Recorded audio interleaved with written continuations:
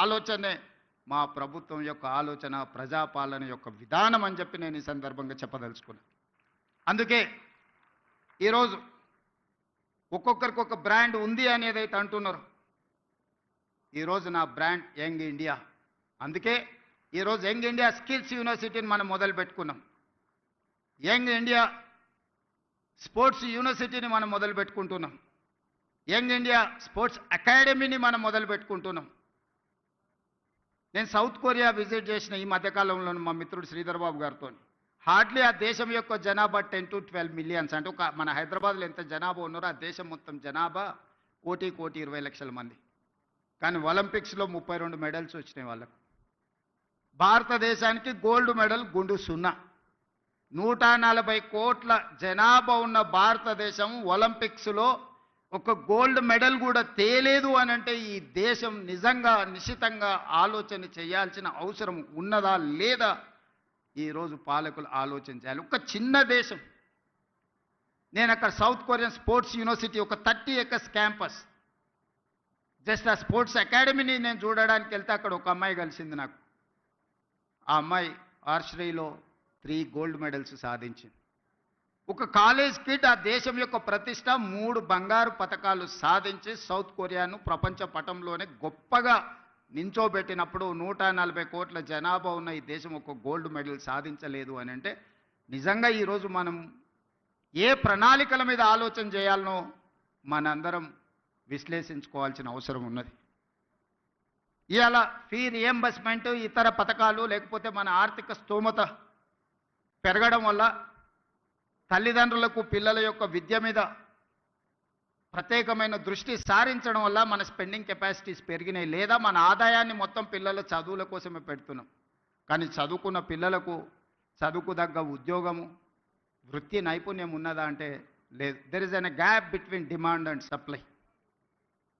ఈరోజు ప్రతి సంవత్సరం మన దగ్గర ఉన్న 175 ఇంజనీరింగ్ కాలేజీల నుంచి 1,10,000 మంది ఇంజనీరింగ్ గ్రాడ్యుయేట్లను తెలంగాణ రాష్ట్రం ఉత్పత్తి చేస్తుంది.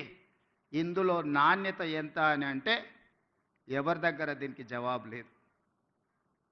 Just like that engineering graduate పట్టా తీసుకొని వస్తే వాళ్ళ తల్లిదండ్రులు పాపం గ్రామీణ ప్రాంతాలలో మా పిల్లవాడు ఇంజనీరింగ్ చదువుకున్నాడు. ముఖ్యంగా నా నియోజకవర్గం నుంచి పేదవాళ్ళు వస్తుంటారు, సార్ నువ్వు ముఖ్యమంత్రి గారివి ఎలాంటి పెద్ద కంపెనీలకు చెప్తే మా పిల్లోడికి ఉద్యోగం వస్తుంది. ఆ కంపెనీ వాళ్ళతో మాట్లాడితే వాళ్ళు అతన్ని ఇంటర్వ్యూ చేస్తే ఆయన అప్లికేషన్ ఫామ్ కూడా నింపుకోలేకపోతున్నాడు, సార్ ఏ రకంగా ఉద్యోగం ఇవ్వాలి, మేము ఈ బరువును మోయలేము, మేము ఒక మనిషిని తీసుకుంటే డబ్బులు కాదు, ఆఫీస్లో ఒక కుర్చీ, ఫ్యాను, ఏసీ, అతనికి కావాల్సినవి అన్నీ ఇస్తే ఇట్లా ఒక 10 మంది మా సంస్థలో చేరినంటే మా సంస్థ ఉద్యోగాలు ఇచ్చుడు కాదు, మేము ఉద్యోగాలు ఎత్తుకుంటూ పోవాల్సి వస్తుంది సార్ అని చెప్తున్నారు వాళ్ళు. అందుకే ఈరోజు ఆలోచన చేసి 1,10,000 మంది ఇంజనీరింగ్ గ్రాడ్యుయేట్లను ప్రతి సంవత్సరం తయారు చేస్తున్న తెలంగాణ రాష్ట్రం వాళ్ళకి సాంకేతిక నైపుణ్యం నేర్పించాలి.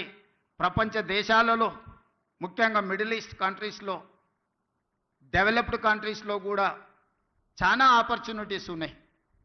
కానీ డిమాండ్ సప్లైలో ఉన్న గ్యాప్తో మనం ఏం చేసుకోలేకపోతున్నాం. అందుకే ఆ గ్యాప్ను ఫిల్ చేయడానికి, డిమాండ్ అండ్ సప్లైలో ఒక బ్రిడ్జ్ బిల్డ్ చేయడానికి యంగ్ ఇండియా స్కిల్స్ యూనివర్సిటీని మనం ప్రారంభించుకున్నాం. Young India skills university public private partnership ఈ దేశంలోనే ఒక బెస్ట్ యూనివర్సిటీని తయారు చేయాలని మన నిర్ణయం తీసుకొని ఆ యూనివర్సిటీకి మహేంద్ర అండ్ మహేంద్ర కంపెనీస్ మీకు అందరికి తెలుసు. ఈరోజు రోడ్ల మీద ప్రతి 4 వెహికల్స్లలో ఒక వెహికల్ మహేంద్ర వెహికల్ ఉంటాయి. ఆ గ్రూప్ ఆఫ్ కంపెనీస్ చైర్మన్ మన young India skills university chairperson. ఒక ప్రైవేట్ కార్పొరేట్ కంపెనీ దిగ్గజాన్ని రాష్ట్ర ప్రభుత్వం ఒప్పించి మన తెలంగాణ రాష్ట్ర ప్రభుత్వం ప్రారంభించుకున్న యంగ్ ఇండియా స్కిల్స్ యూనివర్సిటీకి ఈరోజు చైర్పర్సన్ ఉన్నాడు. ఈరోజు మహేంద్ర యూనివర్సిటీ ఉన్నది ఇక్కడ. సక్సెస్ఫుల్గా వాళ్ళు ఒక అకాడమీని నడపగలుగుతున్నారు. ఆ వ్యక్తినే తెలంగాణ రాష్ట్ర ప్రభుత్వం ఒప్పించి మన యంగ్ ఇండియా స్కిల్స్ యూనివర్సిటీకి ఈరోజు చైర్పర్సన్గా ఉండి 60 ఎకరాలలో ఫ్యూచర్ సిటీలో యూనివర్సిటీని నిర్మించడమే కాకుండా ఒక 500 నుంచి 600 కోట్ల కార్పస్ ఫండ్ ఆ బోర్డుకి ఇవ్వదలుచుకున్నాం. It is autonomous. వాళ్ళు ఏ రూపాయి కూడా రాష్ట్ర ప్రభుత్వం దగ్గరికి రావాల్సిన పని లేదు. ఆ బోర్డులో ఉన్న డైరెక్టర్లు ఈరోజు ఈ రాష్ట్రంలో, ఈ దేశంలో, ఇంక్లూడింగ్ వేదిక మీద ఉన్న పార్లమెంట్ సభ్యులు, అపోలో హాస్పిటల్స్ గ్రూప్, విశ్వేశ్వరరెడ్డి గారి ఫ్యామిలీ కూడా one of the board director in that young India skills university. ఎక్కడ రాజకీయ పరమైన ఆలోచన చేయలే. దిగ్గజాలుగా రాణించిన వాళ్ళని బోర్డ్ ఆఫ్ డైరెక్టర్స్గా తీసుకున్నాం. రెడ్డి ల్యాబ్స్ కావచ్చు, అరబిందో కావచ్చు, ఇట్లాంటి కార్పొరేట్ కంపెనీలు సక్సెస్ స్టోరీ ఉన్నోళ్ళు మన young India skills university board of డైరెక్టర్స్గా ఉన్నారు. ఆ బోర్డ్ ఆఫ్ డైరెక్టర్స్కి చైర్పర్సన్గా ఆనంద్ మహేంద్ర ఉన్నాడు ఈరోజు.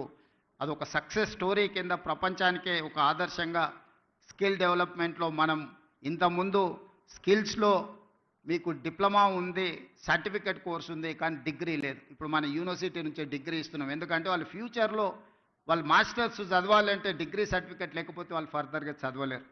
అందుకే ఆలోచన చేసి ఆ యంగ్ ఇండియా స్కిల్స్ యూనివర్సిటీలో చదువుకున్న వాళ్ళకు 4 years కోర్స్ కంప్లీట్ చేస్తే వాళ్ళకు డిగ్రీ సర్టిఫికెట్ ఇచ్చి ఇతర దేశాలలో మాస్టర్స్ చదువుకోవడానికి వాళ్ళకు అవకాశం కల్పించినాం. థియరీనే కాకుండా 50% ఆఫ్ ద అకాడమిక్ టైంలో ప్రాక్టికల్స్ ఆయా కార్పొరేట్ కంపెనీలే డైరెక్ట్గా తీసుకొని వాళ్ళ కంపెనీలలో వాళ్ళకి ట్రైనింగ్ ఇచ్చి డైరెక్ట్ రిక్రూట్మెంట్.